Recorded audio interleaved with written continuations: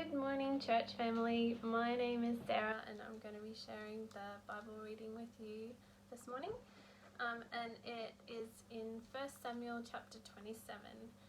And so we pick up from where David has just spared Saul's life for a second time, but he doesn't have any confidence that if their roles were reversed, Saul would extend the same courtesy to him. So, 1 Samuel chapter 27, and I'm reading from the ESV version.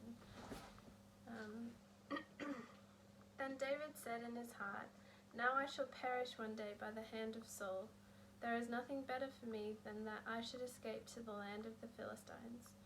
Then Saul will despair of seeking me any longer within the borders of Israel, and I shall escape out of his hand." So David arose and went over, he and the 600 men who were with him, to Achish the son of Maoch, king of Gath.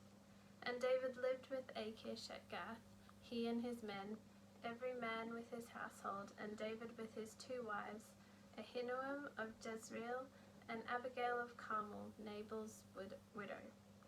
And when it was told Saul that David had fled to Gath, he no longer sought him. Then David said to Achish, "If I have found favor in your eyes, let a place be given to me in one of the country towns, that I may dwell there. For why should your servant dwell in the royal city with you?" So that day Achish gave him Ziklag. Therefore Ziklag has belonged to the kings of Judah to this day. And the number of the days that David lived in the country of the Philistines was 1 year and 4 months.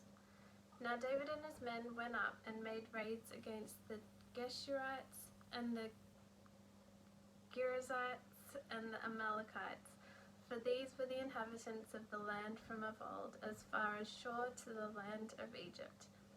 And David would strike the land and would leave neither man nor woman alive, but would take away the sheep, the oxen, the donkeys, the camels, and the garments, and come back to Achish.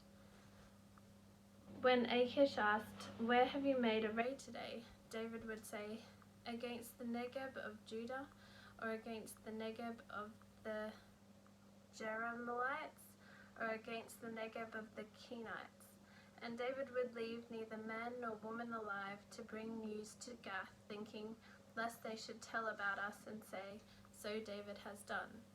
Such was his custom all the while he lived in the country of the Philistines. And Achish trusted David, thinking, "He has made himself an utter stench to his people Israel.